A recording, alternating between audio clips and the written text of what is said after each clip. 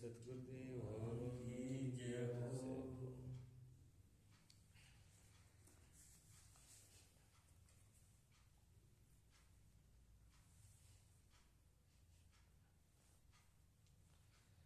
अथ षोडश कला द्वितीय विभाग प्रारंभ। दो भाग हैं उसके। वेदांत पदार्थ संज्ञा वर्णन। वेदांत के अंदर जो वेदों का सार शास्त्र है उनके अंदर पदार्थ का मतलब होते हैं उनमें जो जो चीजें होती हैं, जो जो विषय होते हैं जिनके बारे में बताया जाता है। जैसे हम भोजन बनाते हैं तो उस भोजन में क्या क्या पदार्थ डाले हुए हैं, ठीक है ना। तो इस वेदांत के अंदर कौन कौन से मुख्य पदार्थ है जिन विषयों की चर्चा हुई है, जहाँ चर्चा होती है, जहाँ हुई है। ज़्यादातर तो जो पीछे पढ़ चुके हैं वही बात इसमें आएगी। अगर वो चीज़ें याद हैं, दिमाग में हैं, तब तो वो बात सिर्फ एक बार सामने आती समझ में आ जाएगी। अगर उनको भूल गए तो फिर दोहराने से थोड़ा और पता लग जाता है, वो दोबारा स्मृति में आ जाता है। ये अभ्यास है, बार बार बार बार बार बार किसी चीज का अभ्यास सजगता पूर्वक। अगर बेहोशी में अभ्यास भी अगर बेहोशी में किया जाए, अगर अभ्यास भी श्रवण भी किया जा रहा है, सुना भी जा रहा है, और सुन करके अगर उसको चेतना के अंदर आत्मसात नहीं किया जा रहा, आत्मा से एक तारतम्य नहीं हो रहा, सिर्फ बुद्धि से ही सुना और समझ लिया कि हाँ ठीक है, समझ में तो आ गई बात, लेकिन थोड़ी देर बाद में वैसे के वैसे है, तो वो चीज ये समझो कि वो यहां तक नहीं गई, वो किनारे भी है अभी। अगर सही तरीके से सुन लिया होता तो अंदर चली जाती, और अंदर चली जाती तो जरूर लाभ करती। एक बार गुरुजी सुनाया करते थे, बहुत बार शायद सुना भी होगा आपको, लेकिन मैं याद करा देता हूँ, मौके की बात आई तो दोहरा देता हूँ। एक सरदार ने, जो सिख था, गुरुजी का शिष्य था, अर्जन देव जी, जो 5वीं गद्दी के पातशाह गुरु अर्जन देव जी, 10 गुरु हैं सिख धर्म में, उनमें जो 5वें गुरु अर्जुन देव जी हुए हैं। तो पूज्य गुरुदेव जी से उन्होंने पूछा, अर्जुन देव जी से, कि गुरु जी आपकी वाणी तो झूठी है। उन्होंने कहा कैसे झूठी है? कि झूठी ऐसी है कि आपकी वाणी में लिखा हुआ है कि नाम खुमारी नानका चढ़ी रहे तो दिन रात। नाम की खुमारी जो है वो दिन रात चढ़ती रहती है, उतरती नहीं। नाम खुमारी, उसका नशा इतना है कि दिन रात दुगना, दिन दुगना तो रात चौगुना बढ़ता है। पर इतने आपके पास शिष्य आते हैं और वाणी का पाठ भी करते हैं और वाणी रोज सुनते भी हैं, पर इनमें किसी में नशा तो दिखता नहीं। नशा तो इनको संसार वाला है, नाम का नशा नहीं है, काम का नशा है। ये काम के नशे में सब घूम रहे हैं, जितने दिख रहे हैं, सुबह से लेकर के शाम तक काम काम काम काम। जो काम के नशे में घूम रहा हो, जिसके दिमाग में काम, दिल में काम, आंखों में काम, शरीर में काम ही काम भरा पड़ा है, और आप कहते हो राम का नशा। राम का नशा तो इनके आसपास ही नहीं है। तो फिर आपकी वाणी झूठी है। जब आपकी वाणी सच होती तो इनको नशा होता है, इतने लोग आ रहे हैं, इतने शिष्य आपके। गुरुजी ने कहा बात तो ठीक है, पर इसका उत्तर जो है अभी टाइम नहीं है, फिर देंगे। 5, 7, 10 दिन निकल गए। 10 दिन निकल गए तो अब जिसको पूछा था उसके भी दिमाग में नहीं रहा, भी मुझे पूछना, जब गुरुजी को टाइम होगा तब बता देंगे उत्तर, कोई बात नहीं। और गुरुजी ने 10-15 दिन के बाद में कहा, एक हुक्म दिया उन्होंने। हुक्म दिया और जिसने प्रश्न पूछा था उसी को बुलाया। उसने कहा कि सदगुरु ने कहा कि आप ऐसे करो, भांग घोटो, बढ़िया भांग ले आओ और बढ़िया घोट लेना। ऐसी भांग तैयार करनी है, ऐसी भांग तैयार करनी है कि चूल्लू में तो चूल्लू में उल्लू बन जाए। एक चूल्लू ले लिया तो समझो उल्लू बन गया और लोटे में बर्बाद है, और किसी को लोटे दे दिया तो समझो बर्बाद ही है, बचे ही ना, आर पार काम। ऐसी भांग तैयार करनी है। ठीक है गुरु जी, जो आज्ञा हुक्म आप। अब उसने भांग मंगाई गई। जैसे भांग मंगा के तैयार हुई, अब जितने भी वहाँ दरबार में थे भगत से, सब में चर्चा होने लगी, पता नहीं आज गुरु जी को क्या हुआ है, आज भांग मंगाई है। और इतनी जबरदस्त भांग तैयार करवानी है कि चुल्लू में तो उल्लू और लोटे में बर्बाद है। जो पी ली उसका तो समझो हो गया बेड़ा पार। अब सब जो है पूरे डेरे के अंदर चर्चा हुई, लगे घोटने, घोट के तैयार करके एक ड्रम भर लिया। कहते गुरुजी तैयार हो गई। तैयार हो गई तो कहेंगे जितने भी चेले हैं, जितने भी सिख हैं, सबको पिलाओ। और ऐसे नहीं जग भर के ऐसे ओगल लगा करके मुंह में ऐसे पिलाओ उनको। अब सबको पता लग गया था भी भांग इतनी जबरदस्त है तो ज्यादा क्या पीनी है, कीमत ही नहीं पड़े लोगों पर। गुरुजी का आदेश है तो पीनी तो पड़ेगी। जब गुरुजी का आदेश है पीनी पड़ेगी तो लोग ऐसे मुंह करें, ऐसे करें। कहते बस एक ही चुल्लू पा दे, एक ही चुल्लू, बस ज्यादा नहीं, एक ही चुल्लू बहुत है, एक ही चुल्लू ही पा दे। और वो सारे चुल्लू लोटे का तो किसी की हिम्मत ही पड़े, सारे चुल्लू भी अटक गए। अब चुल्लू से ज्यादा कोई पिए ही नहीं। और वो ऐसे जग से डाले, नंबर लगाए, सब बचना कोई नहीं चाहिए, सबको पिलाना है। एक गेट से निकालते जाओ, एक गेट में डालते रहो नंबर वाइज। अब वो ऐसे आए, सब एक चुल्लू ले और मुंह में ले करके पी के आगे चले जाए, फिर आगे चले जाए। वो चुल्लू लेते जाए, चलते जाए, चुल्लू लेते जाए, चलते जाए। शाम को देखा, शाम तक जो है बस एक दो आदमी थे जिनको नशा हुआ, बाकी किसी को नशा नहीं हुआ। सारे जैसे थे वैसे ही रहे। गुरुजी ने उसी को बुलाया जिसको भांग का आदेश दिया था, जिसने तैयार करवाई थी। क्यों भाई, तेरे को मैंने हुक्म दिया था, उसका पालन नहीं किया तुमने। क्या गुरुजी पालन तो किया। जब पालन किया तो मैंने कहा था एक चुल्लू में उल्लू, ये दो बंदे को तो नशा है, बाकी सारे ऐसे घूम रहे हैं। कल गुरुजी ने की नशा होना है। क्यों कि इन्होंने चुल्लू मुंह में लिया और गेट से बाहर होके वो खुली करती, वही बाहर निकाल दी। इन्होंने इससे नीचे जाने ही नहीं दिया कोई भांग। इससे जो घूंटू ने एक तो चुल्लू एक घूंट उन्होंने लिया, वो मुंह में रख के, और जैसे गेट से बाहर हुए भाई उन्होंने कुल्ली कर दी, वापस निकाल दिया। गले से नीचे इन्होंने किसी ने जाने ही नहीं दिया। नशा होगा कहां से। तो गुरुजी ने कहा कि पानी झुट्टी नहीं है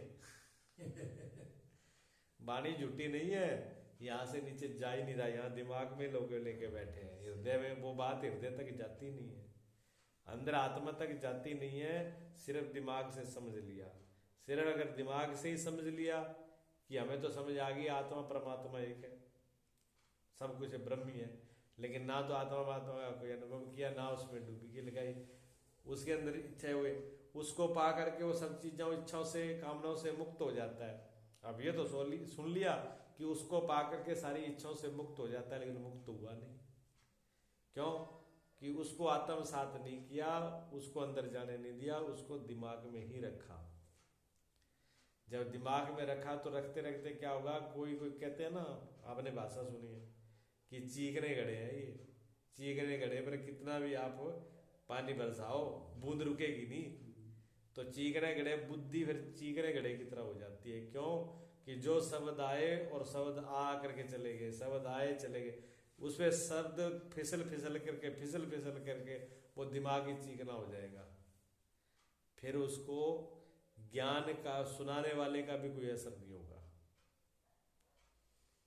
जो सुनना ना सुनना एक बराबर है। तो जो सुना जाए, जितना समझ में आए, उसको अंदर ले आने की कोशिश करना चाहिए, और नहीं जब तक समझ में आए तो उसको मानना नहीं चाहिए।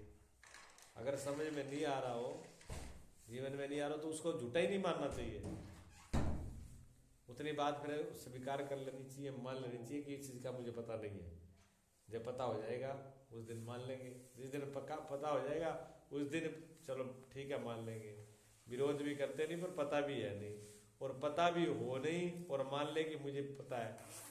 अनपढ़ व्यक्ति कहे पढ़ा लिखा तो है नहीं, डिग्री है नहीं, अक्षर उसको आते नहीं, और वो क्या कहे कि मान ले अपने को कि मैं तो पढ़ा लिखा हूँ, सब जानता ही हूँ, मेरे पास सब डिग्री है। अब उसको कैसे पढ़ाया जाए बताओ? उसको पढ़ाने का कोई उपाय नहीं है। पढ़ाया तो उसको जाता है जो पढ़ने के लिए तैयार हो, पहले अपने आप को मानता हो कि मैं नहीं जानता हूँ, तब तो पढ़ेगा। मरीज का इलाज डॉक्टर तब करता है जब मरीज पहले ये मान ले कि मैं मरीज हूँ, मेरे भी ये रोग है, उसके बाद डॉक्टर काम शुरू करता है। अगर वो नहीं माने और डॉक्टर कहे कि जा तेरी तो बीमारी है, मैं ठीक करता हूँ जा, वो कहते हैं मैं तेरे को ठीक कर दूंगा, तू मुझे क्या ठीक करेगा? आदमी मरीज उल्टा डॉक्टर को सही कर दे। एक मरीज चला गया, जाड़ दर्द हो रही थी। अब जाड़ दर्द हो रही थी तो उसको जाड़ पटानी थी, वैसे तो कोई इलाज नहीं था कि इसको उखाड़नी पड़ेगी। तो वो डॉक्टर के पास चला गया, डॉक्टर साहब बहुत जाड़ दर्द है, बहुत जाड़ दर्द है। डॉक्टर ने कहा भी ऐसे अब उखाड़नी पड़ेगी, तो उखाड़ देता हूँ। कि तो उखाड़, तो बहुत दर्द है, उखाड़ तो दे, पर मेरे को डर बहुत लग रहा है, मेरा दिल बहुत कमजोर है, पहले मुझे कोई ऐसे बताओ मेरा दिल मजबूत हो जाए, मैं इसको सैर कर लूँ, फिर उखाड़ देना। मैंने कहा चलो ठीक है। तो डॉक्टरों ने कहा भी लोग सब जो है नशे से गलत काम लेते हैं, लेकिन हम नशे से एक सही भी काम लेते हैं। कंपाउंडर को कहा ऐसे करे, एक पैंक ले आए, इसको ठोको, जब एक पैंक ले लेगा तो इसको हिम्मत आ जाएगी थोड़ी। तो उन्होंने एक पैंक पिला के उससे पूछा कैसे, बोल ठीक है, अब हिम्मत आई उखाड़ने की? कह नहीं डॉक्टर साहब अभी तो थोड़ा डर लग रहा है, अभी पहले चलो अभी कम हुआ है। उन्हें कैसे, इसको एक गिलास और पिलाओ, उसको एक गिलास और पिला दी। एक गिलास और थोड़ी देर बाद में थोड़ा उसको कहते हाँ बोल भी अब बता कैसे है, अब तो हिम्मत आ गई होगी, अब उखाड़ दे। कहते नहीं डॉक्टर साहब थोड़ी सी कमी, थोड़ा सा एक बार और लगा दो, थोड़ा सा और दो, फिर सही हो जाएगा। फिर तीसरा गिलास और दे दिया उसको।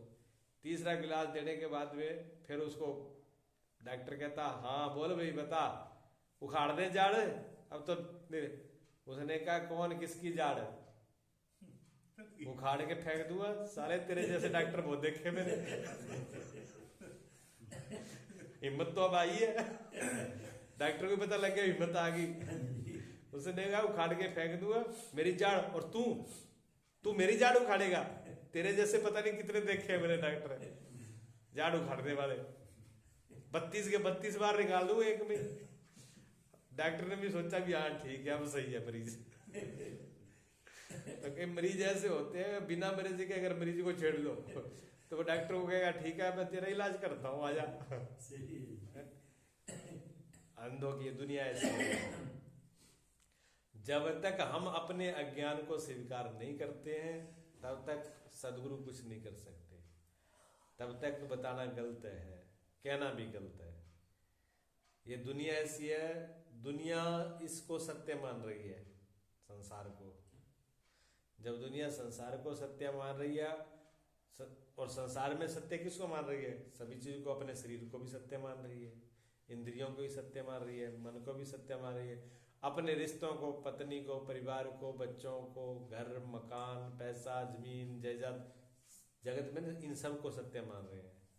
अब ऐसा जो अज्ञानी है, जो मूर्ख आदमी है, उसे कहा जाए, उसको किसी संत के पास बिठा दो और उसको कहे जी ये शरीर तो झूठा है, माया है, वो कहे वो कहेगा बहुत देखे ऐसे माया बताने वाले अपराध। क्यों? उसको तो शरीर से आसक्ति है, मोह है, वो तो रोज उसको खिलाता पिलाता है, तेल लगा के साफ रखता है, वो इसको सत्य मान रहा है।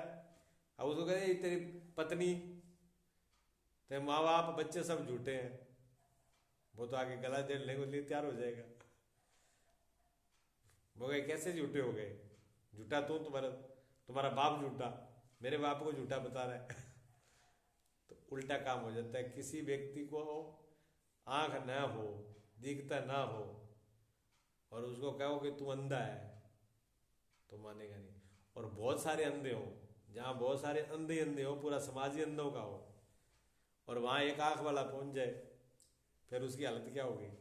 और वो एक आंख वाला कहे कि चलो मैं तुम्हारी आंख ठीक करता हूँ, तो सारे अंधे मिल करके उसको ठीक कर, उसकी आंखें ठीक कर देंगे, वो जो उसकी है उसको और फोड़ देंगे वो। और ऐसा हुआ, ये सत्य बात है, ये मजाक की बात नहीं, ऐसा हुआ, ऐसा हुआ। आंख वालों को मार दिया गया, सता दिया गया, मिटा दिया गया।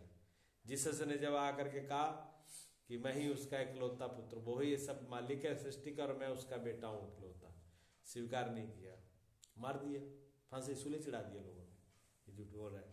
मंसूर ने ना कहा आनल हक, मैं ही ब्रह्म हूं, मैं ही परमात्मा हूं। लोगों ने कहा अच्छा ये परमात्मा है? परमात्मा तो सर्वशक्तिमान है, सर्वसमर्थ है, सब पूरी सृष्टि चलाने वाला है। ठोको जूता इसके, पता लग जाएगा। अभी पकड़ के जूता मारना शुरू कर दिया, विष पिला दिया, जहर पिला दिया उनको, जहर का हुक्म दे दिया। और मंसूर जहर पी गए और शरीर उनको छोड़ना पड़ा, जिससे उनकी मृत्यु हुई। ठीक है, गौतम बुद्ध के साथ भी अपमान किया गया, कीलें ठोकी गई। नानक देव जी के साथ भी अपमान किया, बहुत कुछ कष्ट अपमान सहन करना पड़ा। महावीर भगवान कृष्ण भगवान राम चाहे कितने मर्यादा पुरुषोत्तम थे, कितने फूंक चले, कलंक उन पे भी लगा दिया। ये दुनिया ऐसी है, संसार ऐसा है। अगर संसार को, क्योंकि संसार पूरा अंधा है, और उसमें कोई एक का दुका आंख वाला आता है तो उसको समस्या खड़ी होती है। ठीक है ना। आप जहाँ अच्छी बात करोगे, विचार की बात करोगे, धर्म की बात करोगे, नीति की बात करोगे, वो कहेंगे ये आ गया बड़ा ज्ञानी, इसको बड़ी धर्म नीति का पता है, ये बड़ी शास्त्र का पता है, ये बड़ा भगत बन गया आजकल। क्यों? उनकी संख्या ज्यादा है ना, ज्ञान वालों की संख्या ज्यादा है। आंख वाला, आंख तो है नहीं उनके पास, देखने की दृष्टि है नहीं है, तो जब देख वो खुद अंधे हैं तो दूसरी बात को मानने के लिए, स्वीकार करने के लिए तैयार नहीं है। अब अंधे व्यक्ति को कहा जाए कि बहुत सुंदर प्रकृति, फूल खिले हुए हैं, सुबह सुबह का बड़ा सुंदर सूर्य उदय हुआ है, और पूरी प्रकृति बसंत ऋतु है, और बसंत ऋतु में चारों तरफ हरियाली हरियाली है, सरसों के फूल पीले पीले बड़े सुंदर लग रहे हैं, वो कह रहे हैं सब। अब जिसकी दृष्टि नहीं है वो कहेगा सब बकवास है। कहाँ है सूर्य? अगर सूर्य का प्रकाश इतना ही अच्छा है तो ले आओ मेरे हाथ में दो सूर्य का प्रकाश, चलो मेरी आंख तो नहीं है, मैं हाथ से देख लेता हूँ। अब सूर्य का प्रकाश हाथ से तो दिखेगा नहीं, कहेगा चलो ठीक है आप हाथ से नहीं दिखा सकते तो कोई बात नहीं, कानों से सुना दो, कान तो मेरे काम कर रहे हैं। अब प्रकाश कानों का विषय है क्या? वो कहे चलो इसको भी छोड़ो, मेरी नाक तो काम कर रही है, मुझे सुंघाई दो, प्रकाश कैसा होता है। बड़ी दिक्कत खड़ी होगी ना, तो स्पर्श कर सकते रसोई, वो कहे चलो सब छोड़ो, टेस्ट ही करा दो, प्रकाश का टेस्ट कैसा होता है। अब टेस्ट क्या क्या टेस्ट हो जाएगा, वो कैसे हो जाएगा? सूरदास जी बोलते थे ना, वो एक आदमी देखने चले गया, वो निमंत्रण हो गया भोजन का, भोजन का निमंत्रण हुआ, सूरदास थे। अब सूरदास थे तो उनके साथ में एक दूसरा आदमी हेल्पर गया, पकड़ के ले गया, कहते अंधों को नोतो, दो को बुलाओ, तो अंधों को नोतो को तो दूसरा साथ में आएगा हेल्पर, तो वो हेल्पर साथ में ले गया, उन्होंने भोजन लगा दिया, भोजन लगा करके खीर डाल दी भोजन में, तो कहने लगे क्या है खीर। अब अंधे ने कभी खीर खाई नहीं थी, खीर देखने को तो दृष्टि है नहीं, वो खाई तो थी नहीं, पता था नहीं है खीर कैसी होती है। उसने कहा खीर? कहते खीर कैसी होती है? कैसे कैसी होती है? सफेद होती है। और कैसी होती है? कि सफेद। अब सफेद भी उसने, अब अंधा ही है तो सफेद क्या जाने। कहते सफेद, सफेद का क्या मतलब हुआ? क्या सफेद चादर जैसी होती है? कि चादर कैसी होती है सफेद? अब क्या बताए कि बिल्कुल सफेद बुगला तो है, बुगले जैसी होती है। बुगला भी देखा नहीं था। उसने कहा बुगला कैसा होता है? बोले अब कहा क्या सकते, वो भी अक गया। उसने कहा अंधे को समझाना भी बड़ा मुश्किल है, और अंधों को समझाना मुश्किल ही होता है। आंख वाला तो इशारे में समझ जाए, और अंधे को समझाना बड़ा मुश्किल। मैंने कहा अंधे साथ पल्ला पड़ गया, ये मान भी नहीं रहा।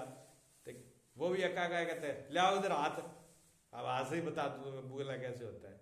उसने बुगले की ऐसे बनाई चोंच हाथ से कि ले आओ अपना हाथ दो। अब हाथ लेके क्या लगे, देखो ये है ना ऐसे उंगली, यहाँ ऐसे उंगली बना दी, ये उंगली ये है बुगले की चोंच है, ठीक है। और ये जो पूरी है यहाँ तक, ये है लंबी लंबी गर्दन तो होती है, इतनी लंबी होती है गर्दन बुगले की, ठीक है। और करते के बाद ये पूरी धड़, ये उसका शरीर होता है पूरे यहाँ से। रुक रुक रुक रुक अद्धा क्या रुक रुक के बारे मेरे को देख लेने देखो और से। अब देख आते हैं कि अच्छा यहाँ से ये पूरा यहाँ से पूरा हाथ मार के, और थाली उठा के फेंक दी। इतनी टेढ़ी मेढ़ी खीर जो है मेरे गले में गले में फंस जाएगी, मार डालोगे मुझे, उठाओ तुम्हारी खीर, फेंक दी ऊपर से उठा के। बताओ ले आके बिठा दिया भोजन में, इतनी टेढ़ी खीर मेरा गला फाड़ देगी। तुम तो मारने कर रखी है, खीर बनाना कर रखा है। ये सिस्टम है अंधों का, ये दुनिया ऐसी है। इसलिए महापुरुषों को गालियां मिली, महापुरुषों का अपमान हुआ, महापुरुषों को मृत्यु के घाट शरीर से विदा होना पड़ा। ये अपमान हुआ ऐसे। तो अगर अंधों के अंदर एक आंख वाला आदमी फंस जाए तो उसकी भी हालत खराब कर देते हैं। तो पहले ये स्वीकार होना चाहिए, अंधा ये मान ले कि मैं अंधा हूं, मुझे दिख नहीं रहा। अगर अंधा इस बात को मान ले, इस बात को स्वीकार कर लेता है कि मैं अंधा हूं और मुझे दिखाई नहीं दे रहा, तो फिर दूसरी प्रक्रिया शुरू होती है, फिर दूसरा ढंग शुरू होता है। फिर वो जो डॉक्टर है, जो सदगुरु है, वो इलाज दूसरा करता है।